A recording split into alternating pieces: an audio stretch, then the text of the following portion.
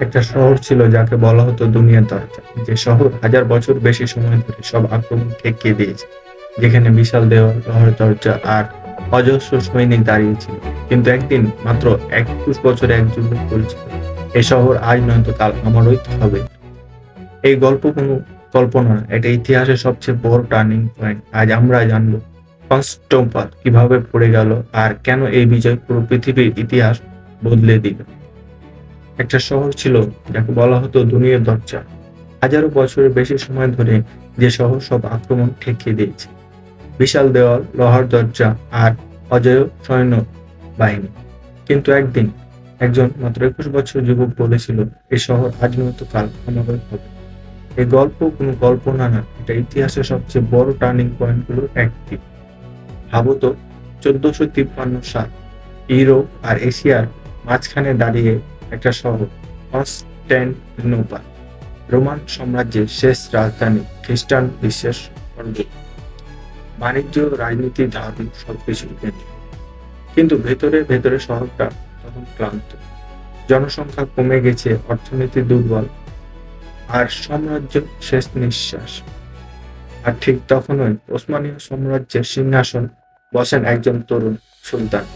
নাম তার মেহমেদ। ইতিহাস তাকে ডাকে সুলতান মেহমেদ ফাতিয়া। ইসলামের ইতিহাসে একটা ভবিষ্যৎবাণী ছিল, একদিন কনস্টান্টিনোপল বিজয় হবে, সেই সেনাপতি কতই না উত্তম হবে। এই কথাগুলো শুনেই ছোট কাল থেকে মেয়ে হতেন। কিন্তু শুধু রাজা হতে চান, তিনি ইতিহাসে নিজের নাম লিখতে চেয়েছিলেন।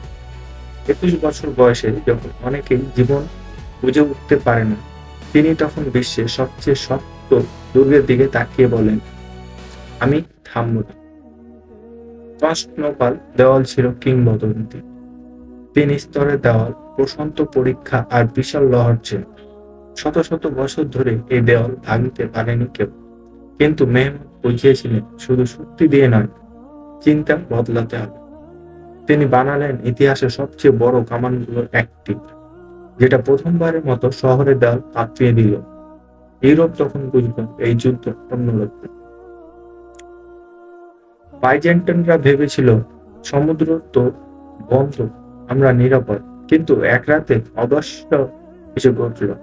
ওসমানীয়রা পাহাড় বেয়ে জাহাজ টেনে আনে। হ্যাঁ, সমুদ্রের বাইরে গিয়ে গাছের গুড়ির উপর দিয়ে পুরো নৌবহর ঢুকে পড়ল শহরের ভিতরে। সকালে ঘুম ভেঙে রোমানরা যা দেখলো, সেদিনে ভেঙে পড়ে তাদের মনোবল।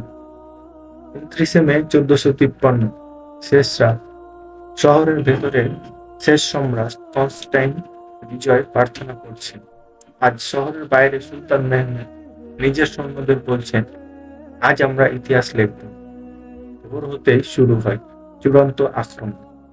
আগুন, ধোয়া, রক্ত, আর এক সময় দেওয়াল ভেঙে যায়। তলোয়ার হাতে নিয়ে যুদ্ধ করেন, পিছু হটেন না তিনি। সেদিন তিনি যুদ্ধ করতে করতে নিহত হন। 1000 বছরের বেশি পুরনো রোমান সাম্রাজ্য সেদিন শেষ হয়ে যায়, আর কনস্টান্টিনোপল পরিচিত হয় ইস্তাম্বুল নামে। কিন্তু এই বিজয় শুধু ধ্বংসের গল্প না। মেহমেদ ফাতেহা শহর লুট করতে দেননি। তিনি বলেছিলেন, ধর্ম থাকবে, মানুষ থাকবে, শহর থাকবে। একটা শহরের পতন পুরো পৃথিবীর দিক বদলে দেয়। মধ্যযুগের অবসান হয়, রেনেসাঁ দরজা খুলে যায়। ইতিহাস শুধু বইয়ের পাতা না, ইতিহাস আমাদের আজকে পৃথিবী বানিয়েছে। যদি এই গল্পটা তোমাদের ভালো লাগে, তাহলে পরের পার্টের জন্য সাবস্ক্রাইব করে রাখো।